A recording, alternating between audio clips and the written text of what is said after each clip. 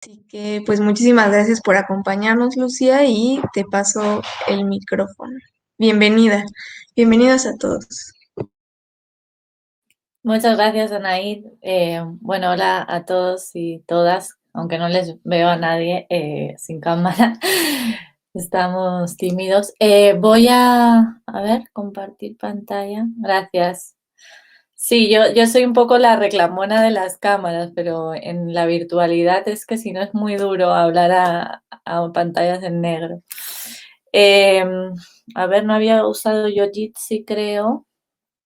Sí, lo malo creo que ahora no te va a dejar ver la pantalla de los demás, pero Ah, sí, sí, cuando comparta pantalla ya no les veré, pero al menos saber que existían caras detrás de al menos dos. del, del lado izquierdo hacia abajo viene un icono de como de laptop que dice Sí, ahí lo compartir vi. pantalla. Ya, a ver,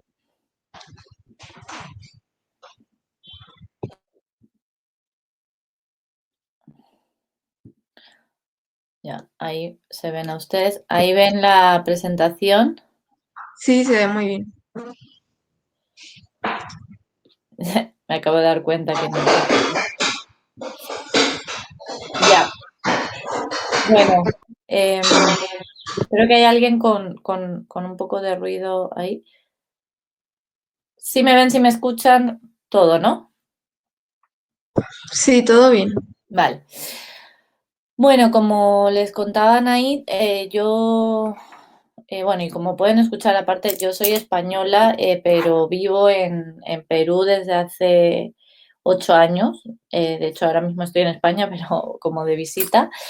Em, y me parecía importante entender un poco, porque también el acercamiento este de la cooperación o el término cooperación al desarrollo a mí me pone un poco a veces nerviosa, porque creo que es importante básicamente entender las dinámicas y cómo, o sea, la sociedad donde vayamos a trabajar y cómo funciona y cómo son los territorios y cómo funcionan, que entiendo que desde la cooperación también se plantea, pero bueno. Eh, entonces, como tal, yo les voy a hablar de el urbanismo ciudadano, pero para explicárselos y ponerlo un poco en contexto, pues vamos a hablar rápidamente de los procesos, de cómo es y cómo se ha ido formando las ciudades en Latinoamérica, en el caso más particular de Lima y cómo es el espacio público ahí, que es desde donde trabajamos, ¿no? Entonces, bueno, rápidamente, y además sé que estuvo por aquí Javier Vera, que es con el que yo trabajé una vez llegando a Lima, con lo cual me enseñó un montón de cosas. Seguro que hay algunos conceptos que los que estamos compartiendo. Pero bueno, en Lima y en general en las ciudades tanto de América Latina como en Asia, hay dos formas, se contraponen o se entremezclan dos formas de hacer ciudad, ¿no? Por un lado, esta forma que llega más desde el movimiento moderno, y por eso pongo aquí la mano para quien no conozca, este es del arquitecto Le Corbusier, como en comparación como un dios divino, ¿no? Así haciendo ciudad completamente verticalmente, que bueno, tuvo un contexto, etcétera, y en oposición con la autoconstrucción, ¿no? Y el hacer ciudades de las personas que con el movimiento migratorio campo-ciudad en América Latina, los procesos de urbanización, por ejemplo, en Lima, o sea, los movimientos multiplicaron la población de Lima por 15, ¿no? En muy pocos años, ¿no?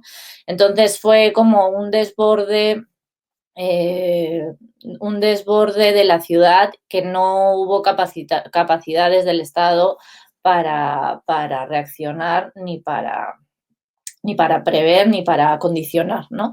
En ese sentido, se forman altas desigualdades, ¿no? Entre la estructura económica, pero además también la estructura física de la ciudad, como vemos ahí al fondo, como la ciudad más, ya que ya consideramos o llamamos ciudad más formal, y en este primer plano, pues una ciudad que también se llama, no sé si me están viendo al hablar, pero informal, lo pongo siempre un poco entre comillas, porque es un término que tampoco me gusta mucho, y lo que genera pues temas de grandes problemas de fragmentación en todas las escalas, también física, social, bueno, a veces tan evidente como este muro, que es el llamado muro de la vergüenza en Lima, que separa un barrio vulnerable de otro barrio, uno de los barrios más ricos de la ciudad.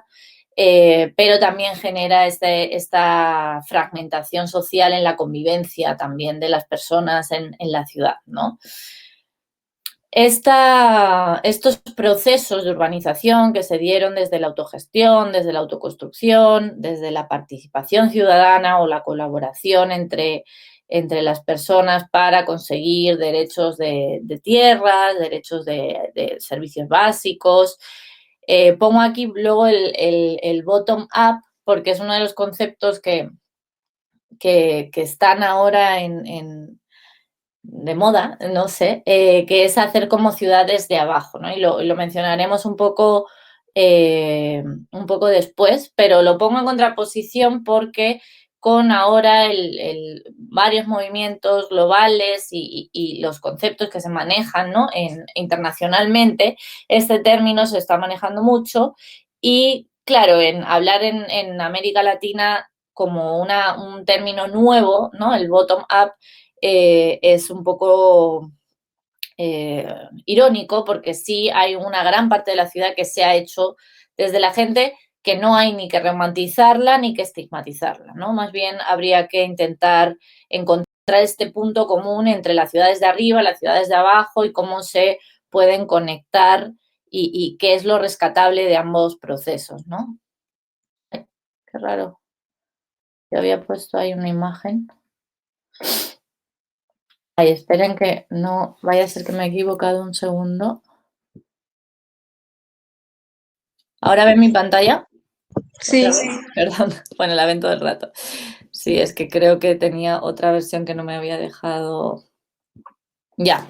Bueno, entonces, todos estos procesos, como les decía, de producción de ciudad, que en la que las personas están básicamente más preocupadas por tener una vivienda, tener servicios básicos.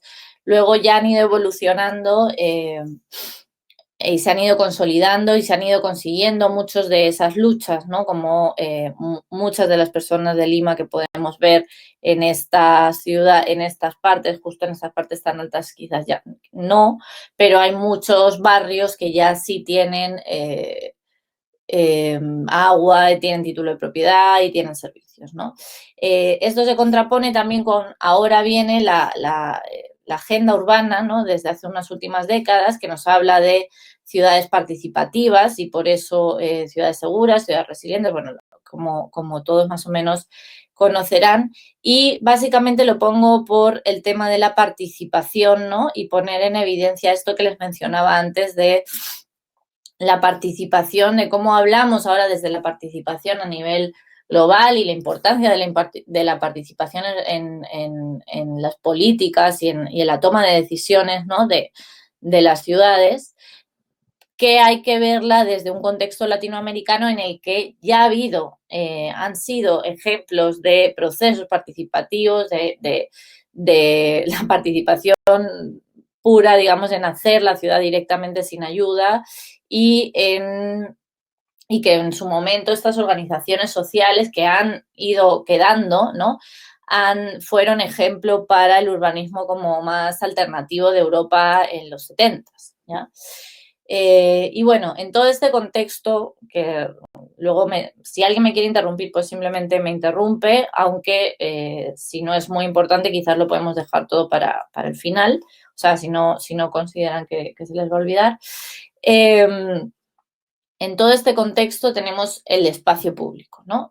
Que si bien no es o sea, a veces la importancia del espacio público como elemento integrador de la ciudad no hay que quitársela, ¿no? Es verdad que también es difícil hablar de espacio público y es difícil poner en primer plano la importancia del espacio público cuando no tenemos condiciones de, para luchar contra la desigualdad en términos de, por ejemplo, acceso a la vivienda, acceso a servicios o estructuras económicas y políticas, ¿no?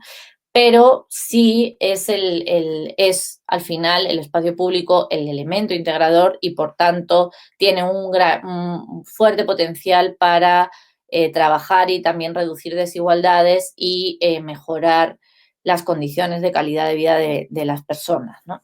Entonces, ¿cómo es este espacio público? También, como tenemos estos varios tipos de ciudad, de procesos, de cómo se ha construido, también hay varios tipos de espacio público con problemáticas, por un lado, también globales y por otro lado, más locales, ¿no? En ese sentido, tenemos espacios públicos como este de la izquierda, que por un lado vemos una fuerte apropiación del mismo, bueno, en ambas imágenes hay apropiación del espacio, pero sin muchas, digamos, condiciones físicas, ¿no? Que lo incorporen, o sea, que lo mejoren o que lo estén habilitando. Y por otro lado tenemos un espacio público, entre comillas también, pues de calidad, ¿no? Un parque con vegetación, se ven unas fuentes detrás, esto es un parque importante de Lima, que siempre está asociado a estos problemas de gestión, ¿no? De por favor, no pisar el césped, no se puede hacer tal. Entonces, tenemos espacios públicos en los que puedes hacer lo que quieras porque no hay ninguna inversión ni quizás fiscalización y los espacios públicos en los que se genera bastante inversión que empieza a haber problemas de gestión en términos de uso, ¿no? Y el tema, uno de los temas y de los enfoques que se trabaja ahora, ¿no? Es el tema de lo cotidiano versus el diseño, ¿no? O sea, por un lado, y esta foto, pongo varias fotos de Eleazar, que es amigo y que tiene muy buenas fotos, de lo cotidiano versus el diseño, aunque me encantaría que esta foto hubiese crecido un poco por arriba, porque vemos un nodo, ¿no? De cercano a una vía principal, cercano a un paradero de buses, lleno de ambulantes, ¿no? Que es normalmente lo que pasa alrededor de ciertos nodos, que se llena de comercio ambulatorio, versus un parque que parece, ven, ahí arriba diseñado, bonito, con jardín, mantenido, que está a la vez negando todas estas dinámicas que se dan, ¿no? En la calle y todas las dinámicas de cómo vive la gente y realmente usa la gente el espacio público, ¿no? Entonces, es importante que hablemos también de esta problemática que hay y que no solo existe en Sudamérica, sino existe a nivel global, de cómo los arquitectos muchas veces nos acercamos a la arquitectura y al diseño urbano en particular, ¿no? Sin contar o sin analizar realmente lo que está pasando o las necesidades que hay en el lugar. Esto también pasa en la gestión, ¿no? A mí me encanta esta imagen, me hizo mucha gracia cuando la vi y la pongo en todas mis presentaciones, porque es también las costumbres cotidianas o las necesidades que tenemos las personas frente a luego las restricciones de uso o las normas que se ponen. Yo creo que cuando las normas normalmente, y no voy a hacer un llamado a la anarquía, pero cuando las normas no se usan mucho, o sea, no se cumplen mucho, es que hay algo malo detrás, ¿no? O sea, hay algo que no está entendiendo un poco cómo somos y que nos estamos tratando de negar al final la realidad, ¿no? En el caso del comercio ambulatorio y pasa mucho en el espacio público, queremos negar esta idea de lo popular, de los usos que realmente pasan en el espacio, idealizando un espacio público pues más con un enfoque quizás más europeo, más de jardín o más de paraíso, que no corresponde a la realidad, ¿no? Y también, pues aquí seguramente esto es un patio de un edificio, de hecho es en España, que no corresponde a la realidad que prohíbas el juego, ¿no? Lo mismo pasa con el espacio público en torno al trabajo, ¿no? El espacio público es un espacio también de trabajo, ¿no? Y eso es algo que normalmente no se habla mucho de eso o no se pone tan alto como pues el espacio público es el espacio de convivencia, de recreación, de ciudadanía, de ejercer la ciudadanía, pero realmente también, y más en Sudamérica, pero que lo podríamos ver aquí, es espacio de trabajo, ¿no? Espacio donde hay ambulantes, que son una economía fundamental en este tipo de ciudades, ¿no? También un espacio de cultura que muchas veces no se genera, ¿no? Y no se adecúan las calles. Y lo mismo también pasa con los símbolos, ¿no? Ahora hay un mismo replanteo de qué símbolos tenemos en nuestro espacio público, qué significan, de dónde vienen y por qué, ¿no? Y se han empezado a cuestionar pues tanto las estatuas de Colón, por ejemplo, en algunas ciudades, como, por ejemplo, los nombres de las calles, ¿no? Que también son símbolos muy importantes. Y en ese contexto nos preguntamos cuántos nombres de calles de mujeres, ¿no? Hay en nuestros espacios públicos y es un mínimo, por ejemplo, ¿no? O también en ciudades con que son capitales de países con una diversidad cultural increíble, ¿no? A quienes corresponden estos nombres de varones, de dónde son, y quiénes eran, ¿no? Y de qué cultura también representan, ¿no? Entonces, la representatividad cultural también en el espacio es algo público, que es algo que ahora se está eh, luchando también o poniendo en agenda más bien, ¿no? Y el derecho a caminar, ¿no? Ahí tenemos problemas de caminabilidad fuertes tanto en Lima particularmente muy fuertes, pero es un problema común en las ciudades latinoamericanas y bueno, y a nivel global, la importancia del auto, ¿no? Del auto privado versus la del peatón, ¿no? En términos de democracia espacial, hay un montón de espacio más para coches versus para las personas, ¿no? Y esto lo vemos, por ejemplo, o sea, a la hora de estacionar, ¿no? O sea, aquí estamos acostumbrados ya a que haya muchas ciudades cobros, ¿no? Por estacionar o un montón de restricciones para el estacionamiento de carros, pero es un problema bastante grande el ver las calles llenas con 14 metros cuadrados de espacio ocupado cuando las veredas, perdón, yo hablo como en Perú, cuando las aceras son súper estrechas o cuando no hay sitio, por ejemplo, no hay sitio para los ambulantes, ¿no? Por ejemplo, ¿no? Entonces, son símbolos o cosas a las que también se están acostumbrados desde las ciudades que se están poniendo ahora en cuestión, ¿no? Y bueno, con la pandemia, el espacio público gana, digamos, relevancia y a la vez se restringe, ¿no? O sea, es como, por un lado, cuando nos tuvimos que encerrar todos en cuarentena, nos dimos cuenta de cómo uno puede echar de menos o incluso necesitar, ¿no? Salir a la calle en términos de salud, ¿no? Y por otro lado, cuando ya se liberó la cuarentena y estamos ahora en problemas se dejan, ¿no? Se permiten ir a trabajar, se permite abrir restaurantes, se permite reactivar la economía, pero no se permite el uso de los espacios públicos cuando es uno de los espacios donde se ha demostrado que hay menos riesgo al contagio, ¿no? En cuanto creo que deberíamos estar más bien incentivando el uso de la calle y de los espacios públicos en este modo, ¿no? Y en ese caso nosotros desde Ocupa sacamos como unas recomendaciones también porque hubo pues muchas restricciones del uso de la calle, hubo también muchas restricciones para que se trabajase en la calle porque el comercio ambulatorio ha incrementado.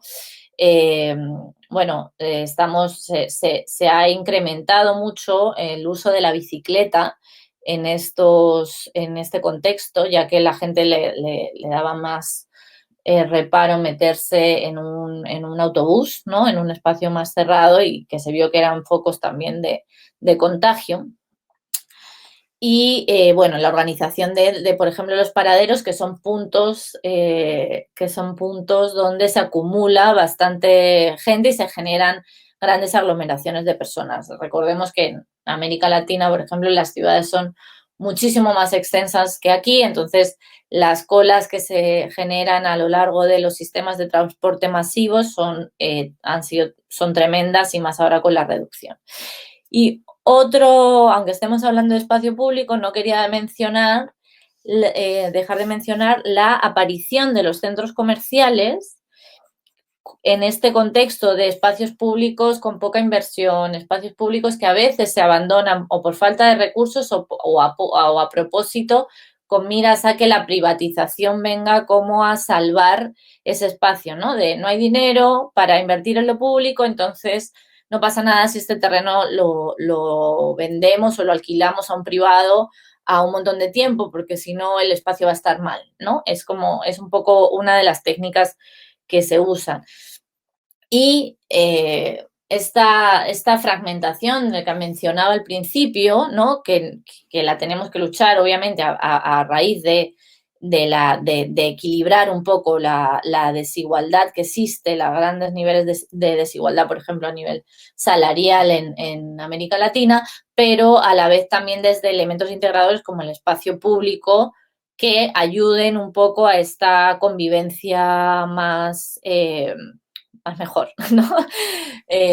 A mejorar la convivencia, ¿no? Entonces sale el centro comercial, aparece, y la gente que pasa usa más los centros comerciales muchas veces que las playas o que ir al parque, porque es un espacio donde se sienten cómodos, con buenas condiciones, y pueden ir a pasar el día en vez de pasar el día en las calles, lo que hace que las calles cada vez estén menos utilizadas, que haya más desconfianza y que haya problemas graves de inseguridad, ¿no?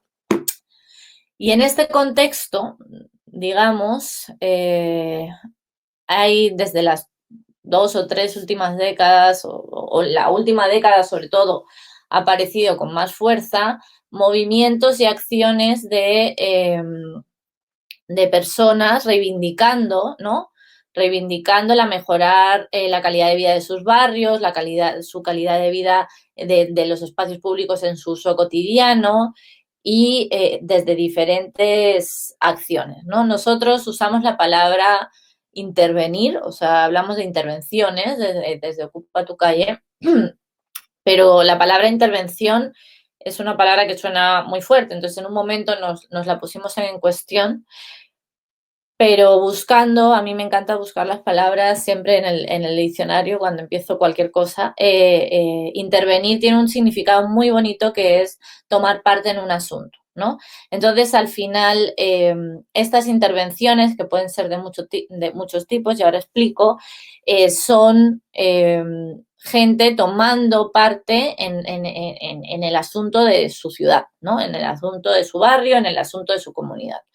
Entonces, hay miles de tipos de intervenciones, ahora les mencionaremos algunas, pero que al final son acciones de todo tipo, ¿no? Entonces, una clasificación que hicimos así hace un par de años, bastante general y bastante amplia, para precisamente no dejar fuera ningún tipo, era esta clasificación en torno al uso del espacio, ¿no? Es, por un lado, los movimientos o las manifestaciones ciudadanas, ¿no?, que utilizan el espacio público como medio de visibilización, ¿no? O sea, siempre el espacio público ha sido un espacio para reivindicar y como donde te van a ver, ¿no? Donde te van a ver, y por eso puedes hacer acciones colectivas que propongan un cambio o mejora, ¿no? Luego, hay otras acciones que pretenden, o sea, como la innovación del uso del espacio, ¿no? Y entonces utilizan el espacio público como una condición, o sea, existe este espacio, tiene estas características y yo le doy otra mirada, ¿no? O sea, y lo resignifico desde otro lado. Por ejemplo, aquí he puesto una acción que hicieron hace 1000 años, bueno, hace 1000 años no, pero hace ya bastantes años, el colectivo de Basurama en Lima, que era pues cuando todavía no se había construido el tren y quedaban estos pilotes, ¿no? Como estas grandes columnas sin nada. Entonces, eso es resignificarlo a que puede ser un parque de juegos, ¿no? También podríamos ahí hablar de las performances o de las acciones artísticas que tratan de darle otro significado a las cosas que estamos acostumbradas a ver de una manera, ¿no? Y luego hay intervenciones que tienen que ver ya pues con el carácter más físico, ¿no? Como con la transformación espacial, que proponen pues nuevas maneras de entender el espacio, ¿no?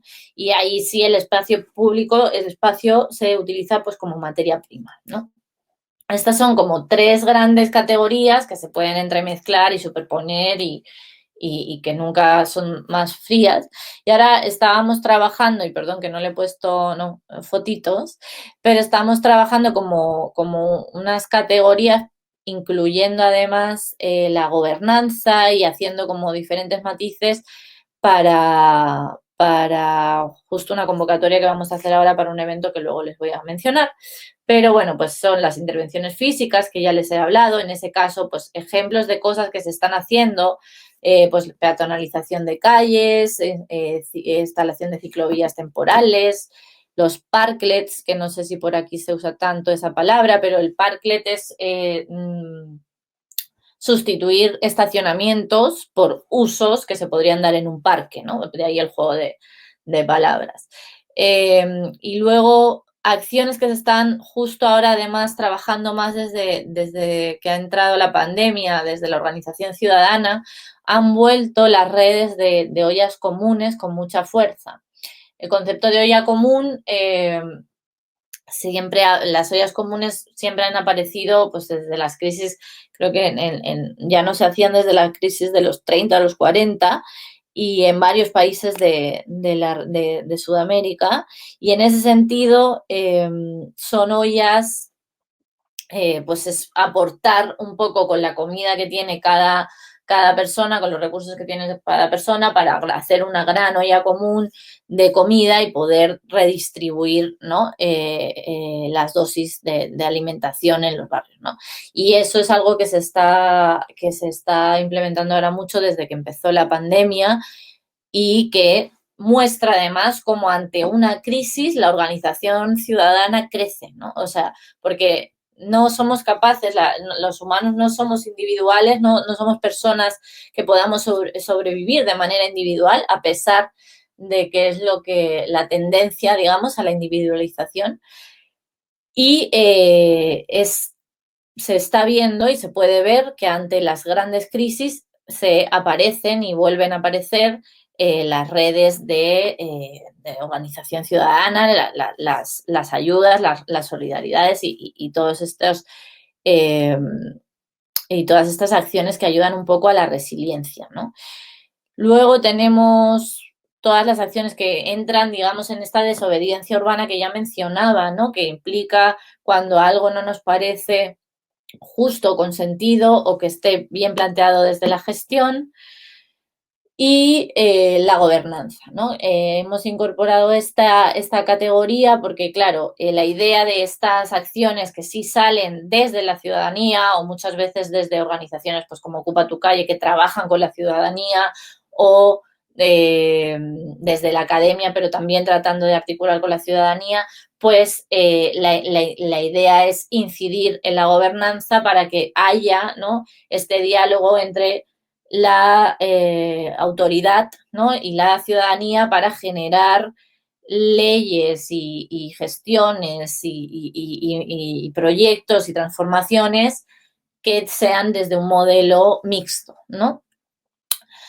Y bueno, en ese sentido, Ocupa tu Calle, que es una estrategia del Observatorio Urbano Lima Cómo Vamos, está acuñando, tratando de promover este término de urbanismo ciudadano para hablar de este modelo alternativo que habla de hacer ciudad desde, para y con las personas, ¿no? O sea, esto desde, para y con, que lo usamos mucho, es importante porque por un lado es desde las iniciativas y dinámicas y lecturas de las personas porque siempre tiene que estar todo pensado para las personas que son los protagonistas, que parece como algo muy evidente, pero no se ha estado haciendo así, ¿no?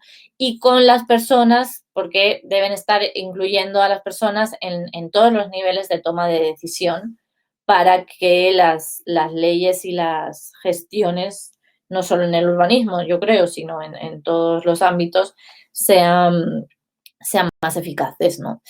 Entonces, ¿qué hacemos? Y voy a ir ahí un poco rápido ya para que tengamos tiempo para conversar, pero tenemos como varios ejes de trabajo. Tenemos el eje como principal y nuestro corazón y donde es más difícil encontrar siempre los recursos, que es la incidencia en políticas públicas. Hacemos también publicaciones e investigación bueno, hoy no he traído ninguno de eso, pero lo pueden encontrar en nuestra página y le puedo pasar luego a Naid. También hacemos procesos urbanos de participación ciudadana que no necesariamente tienen que acabar en intervenciones, o pueden ser diagnósticos, o pueden ser acciones que tengan que ver con otras cosas, eventos y redes. Ahí les invitaré luego al evento que estamos organizando ya para este año. Modelos de intervención urbana en torno a equipamientos públicos, como por ejemplo los colegios o los mercados, y ahí hablamos desde accesos, entorno, interiores de estos equipamientos, que además que son públicos, pero cambian bastante las dinámicas de la vida colectiva en los barrios, ¿no? Y las intervenciones urbanas y, bueno, la comunicación y difusión de contenidos, porque sí consideramos importante que, si bien tenemos un carácter académico importante, yo soy profesora en la Universidad Católica de Perú, que está en Lima, Mariana, que es la directora también, o sea, creemos mucho en la investigación y en la academia, pero también creemos en que hay que acercar los conceptos de urbanismo, ciudad, espacio público en lenguaje más popular, ¿no? ¿Por qué? Porque al final somos todos parte, ¿no?, de la ciudad, y es raro que no sepamos bastante de conceptos de espacio público cuando es al final donde vivimos y nuestro entorno donde nos movemos, ¿no? Entonces, creemos importante acercar este conocimiento a la mayor cantidad de personas posible. Y bueno, nosotras llevamos trabajando, pues este va a ser ya, este año cumplimos 6 años, o 7, 6, y empezamos con intervenciones muy pequeñas y de muy bajo costo, como para hacer evidentes los cambios, ¿no?, que se podían generar en el espacio público y tratar de incidir en políticas públicas y en prácticas privadas. Luego las intervenciones fueron cogiendo como mayor peso, fuimos viendo también, aprendiendo de errores, de comunicación, y bueno, pero siempre han sido como nuestro eje, nuestro corazón, el tema de implementar pequeñas intervenciones a modo de pilotos, a modo de experimentos, a modo de también acompañamiento de algunas organizaciones. En este caso fue el trabajo con Alto Perú, que trabaja en un barrio de Chorrillos, en Lima, que es un barrio bastante conflictivo, pero llevan años trabajando con los niños y con el deporte, el surf, el Muay Thai, y esta era una placita que se trabajó en el marco de un curso que hicimos con alumnos. Entonces los estudiantes diseñaban en colaboración con los vecinos y se ejecutó todo en conjunto. Luego otro proyecto, pues, que hicimos también de acompañamiento a otra ONG desde la academia, desde el curso que doy yo en la Católica. Los alumnos estudiaron, también hicieron talleres con vecinos y con esta ONG que es Plan Internacional, que estaba trabajando el enfoque de la ciudad desde las adolescentes, ¿no? Y no es que no solo nosotros hacemos intervenciones, sino queremos también promover que otros las hagan, ¿no? Este tipo de intervenciones que no necesariamente tienen que tener un carácter efímero o temporal, sino hay diferentes grados, ¿no? de temporalidad, pero que sí nos interesa que estén centradas que tenga un diseño centrado en las personas, ¿no? Entonces, en ese sentido, pues también hemos hecho concursos. Este fue un concurso de innovación urbana ciudadana que hicimos con el MIT en 2019 y de la mano con municipios, ¿no? Entonces fue como el municipio, que es como el ayuntamiento de Lima metropolitano, hicimos este bicho que se ve por aquí detrás, que es un prototipo así de bicicleta que se convertía, iba activando el centro histórico de Lima, que lo están peatonalizando y que la gente al peatonalizarlo igual iba caminando por la acera, ¿no? En vez de invadir la pista, o ya no, o se les había olvidado a la gente cómo usar antes, que la gente sacaba sus sillitas a la calle o los niños jugaban, pues ya de estar acostumbrados a tantos coches como que se les había olvidado, ¿no? Entonces la municipalidad veía interesante de hacer como un activador de estas nuevas calles peatonales, ¿no? Entonces, bueno, este prototipo tenía pues para hacer talleres de iluminación, estos cajoncitos que se convertían en un cajón de música y tal. Y bueno, otra intervención ya más permanente que se hizo con el ayuntamiento del Rímac, que es que Lima tiene como 44 ayuntamientos para que se ubiquen un poco en la fragmentación también administrativa de la ciudad.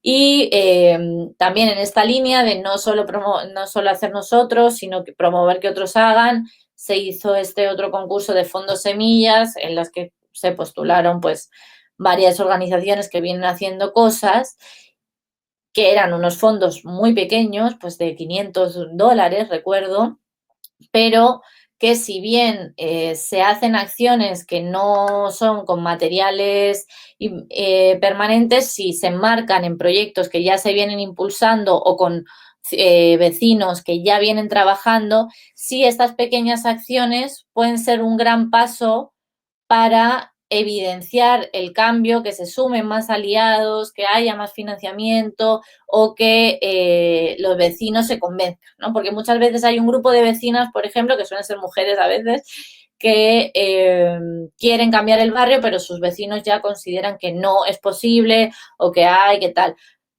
Eso necesitas mucho dinero, pero haces una pequeña acción que es una limpiada, pones unos árboles, pones unos juegos, como un acto simbólico que luego puede ir evolucionando y desencadenar en más proyectos con una mirada de mejoramiento integral, ¿no? Y bueno, creo que vamos un poco mal de tiempo. Este es otro proyecto que hicimos en el marco de la pandemia, que habla un poco de cómo primero darle la importancia a los barrios, ¿no? Que fueron además es una de las cosas que ha pasado, que se ha vuelto a la unidad barrial, ¿no? Y muchas veces se cierra como los barrios. En Chile, por ejemplo, también se estuvieron como cerrando comunas para controlar la pandemia, pero esta idea que además va con la idea de la ciudad de los 15 minutos que mencionaba la alcaldesa de París, esta idea de volver a esta unidad territorial del barrio y por otro lado mapear, era muy importante conocernos, ¿no? Entre los vecinos, o sea, conocerse las capacidades que tienen los vecinos, las problemáticas, si tienes que ayudar a alguien, ¿no? En esta idea de barrio, de que tú conoces a la gente donde vives, hablamos del reinicia tu barrio a nivel de preparar el barrio como resiliencia. Y bueno, ahí hay varios casos. Este diagnóstico también se lo puedo pasar, que lo hicimos en Leticia, que es uno de los cerros más antiguos de Lima, de procesos informales. En Santa Beatriz, que es otro barrio muy distinto, que es un barrio con patrimonio histórico, que se hizo ya también de una manera más virtual.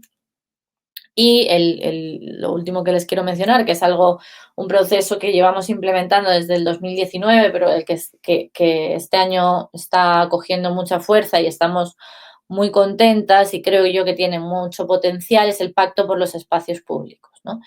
El pacto, que es al final un instrumento como de planificación y guía para promover las buenas prácticas en el espacio público, contribuye además a terminar o a alinear enfoques entre esta multiplicidad de administraciones que hay en las ciudades también latinoamericanas, ¿no? Que es lo que les decía, Lima sí, tiene 11 millones, pero tiene 44 municipios, ¿no? Y que cada vez que cambia, ¿no? Cada vez que hay unas elecciones y cambia un municipio a otro, se rompen un montón, pues si uno hizo el plan, el otro lo tira a la basura, si uno hizo tal, el otro ya no lo quiere continuar. Entonces, hay mucha ruptura de las políticas, es muy difícil mantener una continuidad de proyectos o de enfoques, ¿no? En ese sentido, por un lado, las intervenciones más de pequeña escala pueden ser más dinámicas y mejorar cambios rápidamente, pero por otro lado también hay que buscar otros instrumentos de planificación que ayuden a que se pueda continuar las políticas, ¿no? Y a que haya además un seguimiento importante que sea desde la ciudadanía, ¿no? Entonces, bueno, pretende esto, como les comentaba, promover las buenas prácticas, medir las buenas prácticas, porque todos los compromisos del pacto tienen unos indicadores, visibilizar estos avances a la ciudadanía y capacitar a los técnicos que están a cargo de plantear las políticas de espacio público en este caso, ¿no? Y bueno, estos son un poco los ejes, igual todo esto también lo pueden encontrar en la web, el documento también se lo puedo pasar. Y esta es un poco la idea, que tiene lineamientos de acción, tiene compromisos, ¿no? Que los municipios firman, y tiene unos indicadores que se van reportando los avances y que vamos a ir nosotros reportando también avances en los diferentes eventos que vamos haciendo, ¿no? Y esto es un poco la estructura, o sea, estamos nosotras como el equipo que ha ido desarrollando todo el proceso, un comité técnico que ahora tenemos pues intereses de ministerios, de cooperación internacional, los gobiernos locales, la ciudadanía como actor principal de seguimiento y los patrocinadores, que son los que pueden financiar con recursos y con algunas acciones, ¿no? Y ya, he hablado un montón. Esto se lo dejo un poco como de invitación a que estén atentos, ya que ya como lo hacemos desde el lado virtual pueden participar en el Foro Internacional de Intervenciones Urbanas, que este es el sexto que vamos a hacer, que hemos cambiado, ya no es foro, es festival, perdón, y va a ser en agosto, y el título de este año es el urbanismo ciudadano como respuesta a tiempos de crisis, ¿no? Entonces es un evento que tiene bastante foco en lo regional, pero tiene invitados internacionales bastante interesantes y bueno, pues les invito a que puedan venir y a asistir ahora que es virtual y no tienen que viajar a Lima. Muchas Nada, gracias, Lucía. perdón, me he pasado un poquito, creo, del tiempo. No, no, no pasa nada. Al contrario, estuvo muy bueno. Y no sé si alguien quisiera como hacerle alguna pregunta a Lucía o alguna duda sobre los procesos que lleva Ocupa tu calle.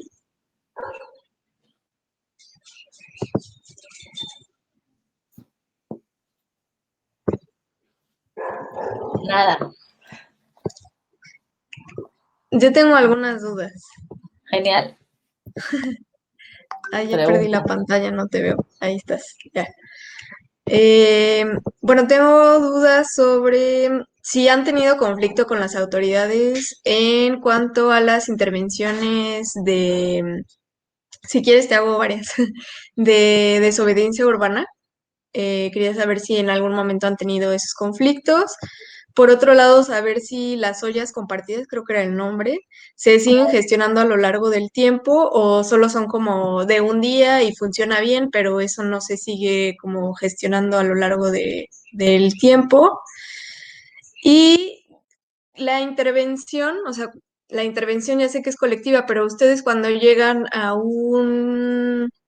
con algún colectivo o algún lugar donde quieren llegar a hacer proyecto, quisiera saber si desde inicio eso se plantea como una intervención pequeña y que va a ser algo progresivo, o sea, más o menos cómo se plantea el proyecto con las personas. A ver, primero, cuando hemos hecho intervenciones, preguntas si hemos tenido conflictos con autoridades, sí, hemos tenido conflictos con autoridades.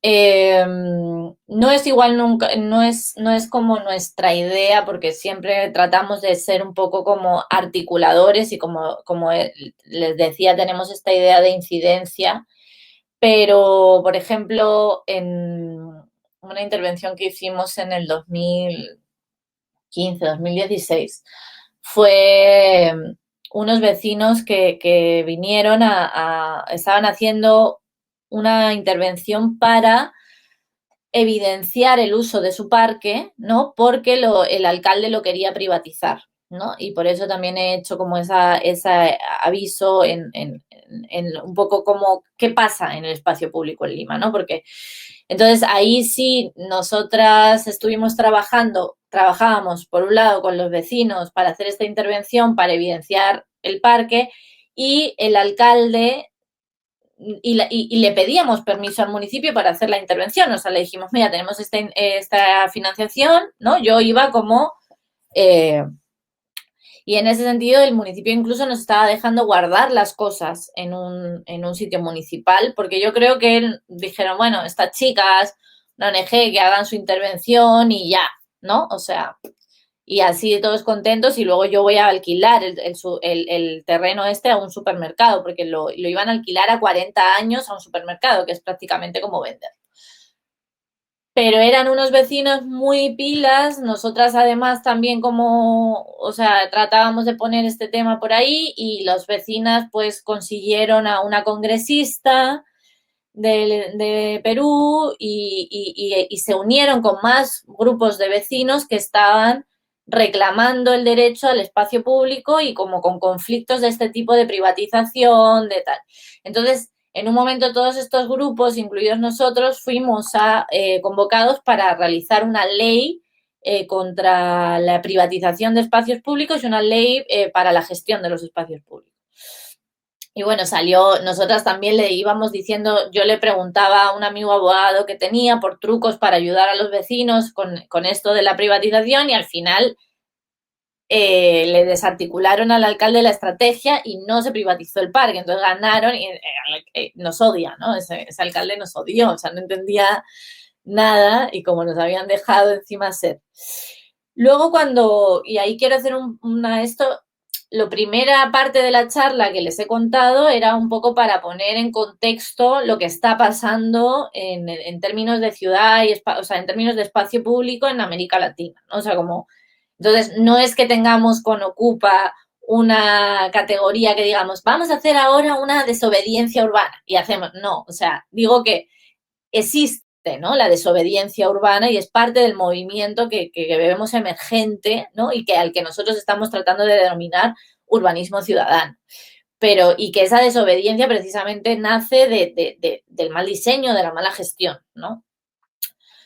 O de los reclamos a veces, ¿no? Eso por un lado. Luego me has preguntado sobre... Me he olvidado. Las ollas, Las las ollas. ollas.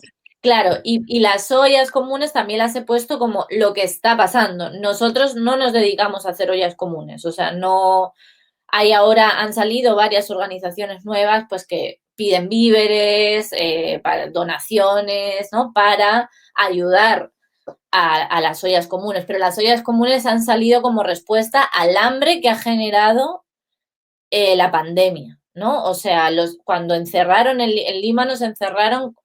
Aquí en España encerraron, pues en Lima nos encerraron prácticamente a la vez que en España, y teníamos 14 casos de COVID y estuvimos más tiempo encerrados que en España, ¿no? y la gente ya no podía, o sea, Perú es un país con un 70% de la economía informal, ¿no? Entonces, si tú no, o sea, si hay gente que vive al día, ¿no? No había manera. Entonces la gente salía incluso con banderas de blancas del hambre, ¿no? De los barrios. Entonces era como, yo voy a salir a trabajar porque me moriré de COVID, pero si no me voy a morir de hambre, ¿no? Entonces, hay esa situación, ¿no? Este hashtag de quédate en casa es un poco irónico cuando uno tiene una casa muy precaria o cuando uno tiene que salir a trabajar para esto, ¿no? Entonces, las políticas ahí globales, vemos como aterrizadas en contextos diversos, son un poco irónicas en algún sentido, ¿no? Y por otro lado, cuando hablas de cómo nosotros abordamos las intervenciones, hemos tenido, como ahí he tratado de mostrar, una diversidad, diferentes procesos, o sea, desde, como les comentaba, ¿no? Estos vecinos que nos llaman y nosotros justo teníamos financiación para hacer una intervención y la hacemos con ellos desde una iniciativa más de ellos, hasta, pues nada, esta placita que les comentaba, que fue más de una alianza de organizaciones, entonces ya había un tejido social y una organización que trabajaba con los vecinos desde hace muchos años, entonces pues se tienen reuniones con los vecinos para entender qué pasa, qué se quiere hacer y cómo lo hacemos, ¿no? Y ahí pues es como el arquitecto o los arquitectos, bueno, en realidad nosotros hablamos de la transdisciplinariedad también de este movimiento, porque ni Ocupa tu calle no es un colectivo ni una organización de arquitectos, ni funcionamos como tal, ¿no? Yo sí soy, pero hay arquitectas, ingeniera, abogada, comunicadora social, ¿no? Entonces es un poco como también entender esta disciplina desde su transdisciplinariedad. Entonces, sí, siempre, obviamente, hay cosas comunes en nuestras intervenciones, que es la participación, el diseño centrado en las personas. Nosotros hacemos mediciones, ¿no? Que es como un análisis de qué está pasando en el espacio público. Y literal, vamos con una tablita a estar 3 días, ¿no? Registrando, pues ha pasado tantos números de personas, han pasado por aquí, han usado el espacio tanto tiempo, eh, qué tipo de personas, qué género son, ¿no? O sea, cuánto tiempo se han quedado en el espacio. O sea, estas mediciones tipo GEL, ¿no? Que se han puesto ahora como... Pero que es importante porque muchas veces es que no sabemos, se va a transformar en espacio público y no sabes qué va a pasar, ¿no? Y eso lo haces antes y después para evaluar un poco si tus objetivos o los resultados que tú esperabas se han cumplido, ¿no? Pero los procesos y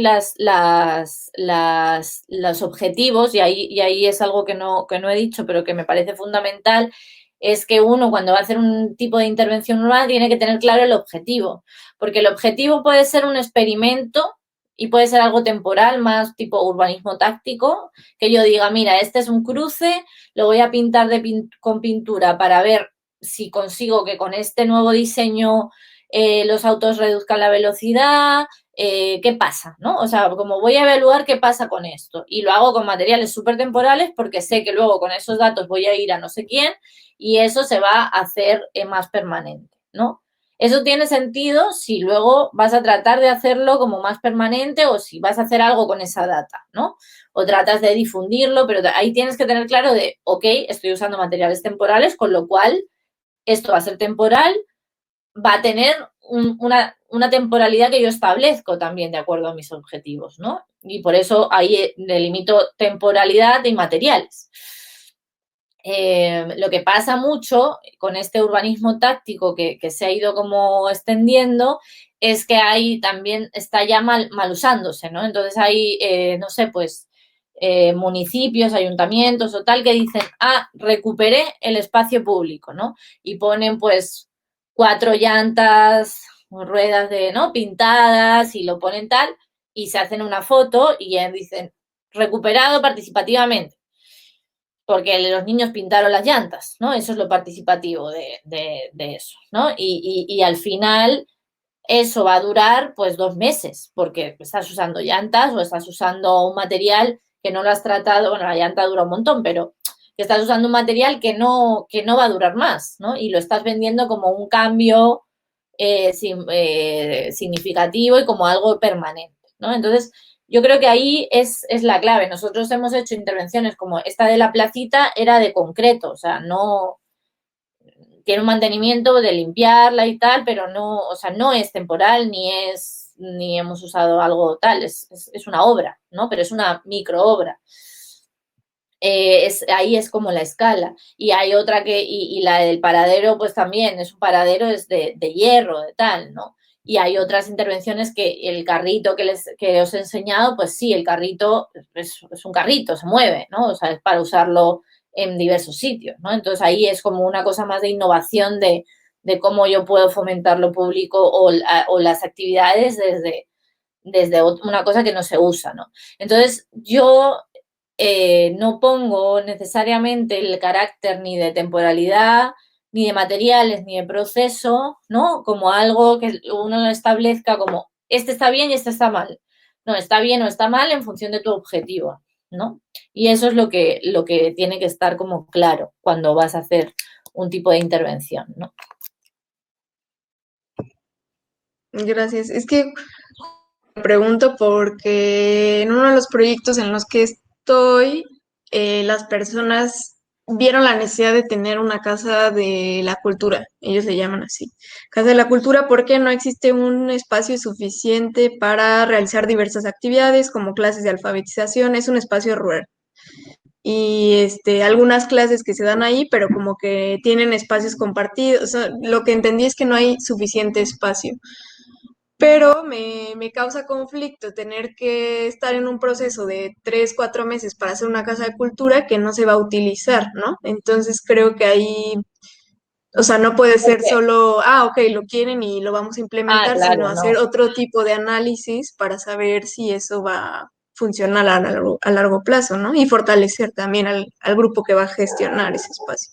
Claro, ahí la clave es el rol nuestro como mediador, ¿no? Entonces, y también, o sea, no es como un proceso participativo, no es, a ver, voy a poner aquí una pizarra y a ver qué quieren los vecinos y lo hago, ¿no? Nosotros, y de hecho fue con Javier, ¿no? Que también estuvo por aquí, que tuvimos una intervención que trabajamos con una ONG que pues en el taller de niños, un niño había dibujado una caseta de perro en un parque y compraron la caseta del perro para el parque. En un parque de que los perros son callejeros, o sea, no había nada. Y el señor de la ONG dijo, no, es que si han dibujado la caseta del perro hay que ponerle la caseta al perro, pero que el perro no era de nadie ni de todos. O sea, no es que fuese el perro del parque. Absurdo, ¿no? Entonces, obviamente, pero ahí tú me dices, es absurdo porque no lo van a usar. ¿Por qué no lo van a usar? O sea, tú sabes por qué no van a usar esa casa de la cultura. No, no sé, justo me ha pasado en otros espacios que hemos intentado realizar bibliotecas y funciona por 1 o 2 años, pero luego ya no funciona, ¿no? Entonces, ese es mi miedo un poco. Claro, pues ahí es más bien tú llevar ese miedo a la gente y decir, vale, ok, mira, hemos hecho esto y luego ¿qué va a pasar? ¿Quién se va a hacer cargo de la biblioteca? ¿O quién se va a hacer cargo de la Casa de la Cultura?